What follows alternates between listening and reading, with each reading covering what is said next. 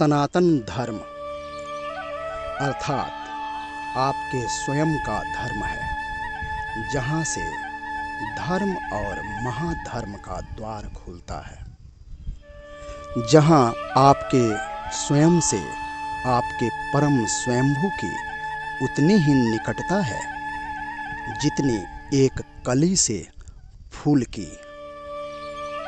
अर्थात यह वही सनातन धर्म है जिससे आप अपने बाहर और भीतर यस्य भूतो न भविष्यति भारत वर्तते सदैव तत्तेव शाश्वतः सनातनः अजन्मा अनादि नित्यम अविनाशी अखंड परम अखंडेव शाश्वतः सनातनः। जो आपके बाहर और भीतर अजन्मा अनादि नित्य अविनाशी अखंड परम अखंड तथा हर भूत और भविष्य से मुक्त सदा उपस्थित है।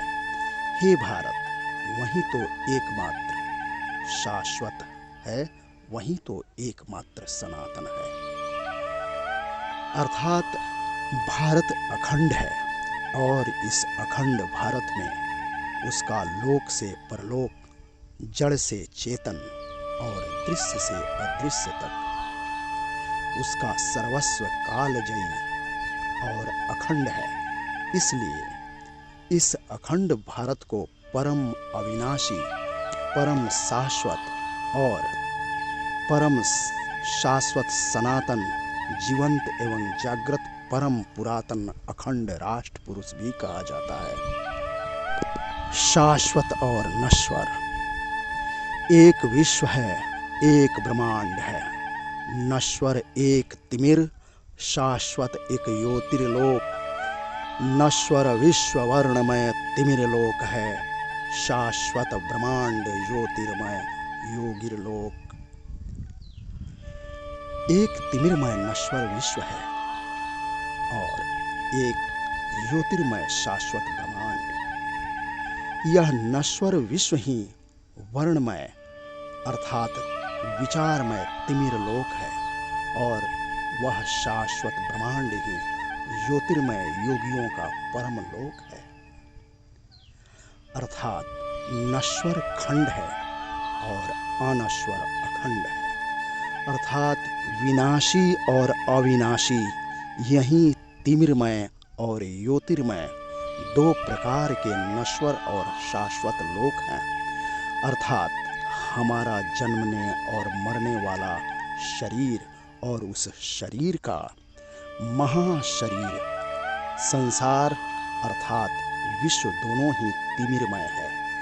इसलिए न हमें इस तिमिरमय शरीर में कुछ दिखाई दे पड़ता है, न इस तिमिरमय संसार में ही, जबकि हम इस शरीर में इसी संसार के साथ उपस्थित हैं, किंतु हमारा ये दोनों नश्वर शरीर जिस शाश्वत सनातन परम ज्योतिर्मय प्राण और आत्मा से जागृत और जीवंत है, जब हम अपनी इन दिव्यताओं की दिव्य ज्योतियों से एकाकार होते हैं तो दृश्य अदृश्य में कुछ भी हमसे छूटता नहीं है। तभी मैं भारत मेरा स्वाभिमान कहता है। भारत सब कालाधीन तू कालजयी, प्रलयंकारी तेरा शाश्वत त्रिनेत्र तो खोल। विध्वंस यह देख कौन सम्मुख तेरे, कर भस्म अभी इनके सारे भूगोल खगोल। अखंड भारत और अस्तित्वगत जड़ चेतन मनुष्य, महामनुष्य, जड़ चेतन, जीव, प्रकृति और ईश्वर ही एकमात्र जीवनिक है और अस्तित्वगत है। और इनके विरुद्ध आपके कुल से वैश्विक तल पर जहाँ भी जो भी है सब मनगढ़ंत, हिंसक, विध्वंसक, अजीवनिक और अनस्तित्वगत है। ध्यान रखना, जहाँ भी ईश्वर है वहीं जड़ चेतन में एकमात्र जीवन है और जहाँ ईश्वर नहीं है वहाँ जीवन नहीं है। अर्थात अखंड जीवन का नाम ही अखंड ईश्वर है। इसलिए वह ईश्वर अद्वैत है, अर्थात हिंसा से मुक्त है। और दृश्य अदृश्य में जड़ चेतन जो भी शरीरधारी है वह उसी परम ईश्वर का रूप है और अपने इन्हीं रूपों का वह ईश्वर परम अखंड स्वरूप है। इसलिए भारत उस दल को अहिंसा परमो धर्मः कहता है, अर्थात धर्म में हिंसा नहीं होती, क्योंकि हिंसा के लिए दूसरा चाहिए। इसलिए मनगढ़ंत आजीवनिक वर्ण व्यवस्थाएं हिंसा से मुक्त नहीं है। इसी रुग्ण व्यक्ति निर्मित एक मात्र विकृत व्यवस्था अर्थात वर्ण व्यवस्था, मनगढ़ंत आजीवनिक अनस्तित्वगत अति हिंसक और भेदयुक्त मजहबी व्यवसायी व्यवस्था का नाम ही वर्ण व्यवस्था है।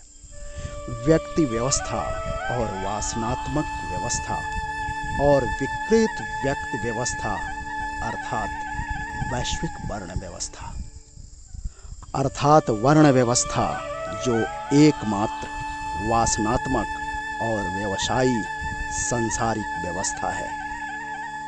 अर्थात जिस भी सांसारिक व्यवस्था में मनुष्य, महामनुष्य, जड़ चेतन जीव, प्रकृति, ईश्वर और अखंड गुरु नहीं हो, वहीं एकमात्र आजीवनिक अनस्तित्वगत हिंसक धर्महीन मनुष्य विहीन वार्णिक अर्थात वैचारिक विकृत व्यवस्था का नाम ही वर्ण व्यवस्था है। अस्तित्व के कारण ही अनस्तित्वगत काली छाया का प्रागट्य होता है। ईश्वर न हो तो संसार भी नहीं हो सकता। दीपक पर ज्योति न हो तो उसके तले अंधेरा भी नहीं हो सकता। उसी तरह जीवनिक और अस्तित्वगत मनुष्य न हो तो मनगढ़ंत आजीवनिक अनस्तित्वगत मनगढ़ंत वर्ण व्यवस्थाएं भी नहीं हो सकती और उसके मनगढ़ंत वार्णिक और वर्णेश भी नहीं हो सकते। जब आप प्रकाश के क्षेत्रों से गुजरते हैं तो उस प्रकाश की उपस्थिति के कारण आपके पिछले भाग में एक काली छाया प्रकट होती है, जो न वह प्रकाश ही है और न वह